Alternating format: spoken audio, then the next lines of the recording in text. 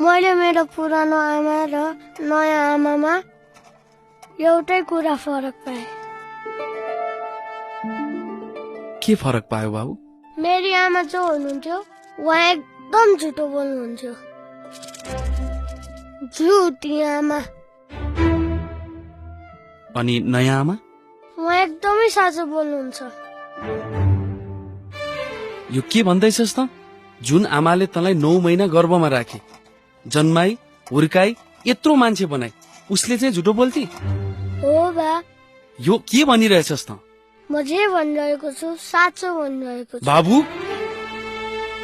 अब हेर्नुहोस् न, म जहिले गल्ती गर्थे, तोडफोड जति बिगार गरे पनि मेरी आमा रिसाएर 2 दिनसम्म खाना त परे जाओस्, पानी पनि पिउन दिन भन्नुहुन्छ।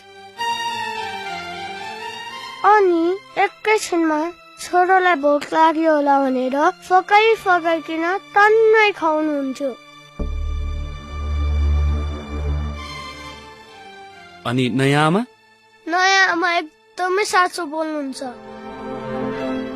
मैले 3 दिन अगाडि खेल्दा खेल्दै सिसा फुटाएको थिएँ नि। नयाँ आमाले नि पुरानो आमा जसरी 2 दिनसम्म तँलाई खाना त परे जाओस्, पानी पनि पिउन दिन भन्नुहुन्थ्यो।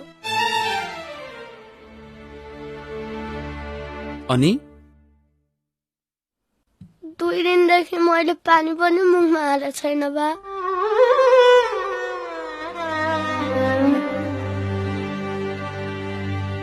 छोरा बा, अब म यहाँ भन्दा धेरै भोक खप्न सक्दिन।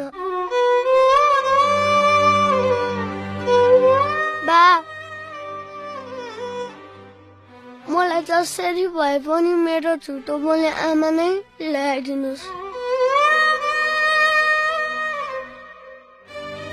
छोरा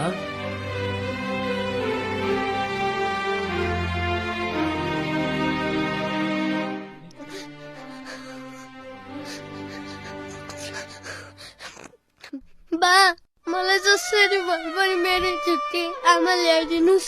झुटी आमा नै ल्याइदिनुहोस्।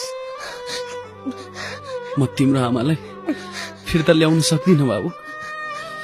ऊ हामी भन्दा धेरै पर स्वर्गमा गएकी छ। म ल्याउन सक्दिनँ। I am sorry. मलाई माफ गरिदिऊ बाबु।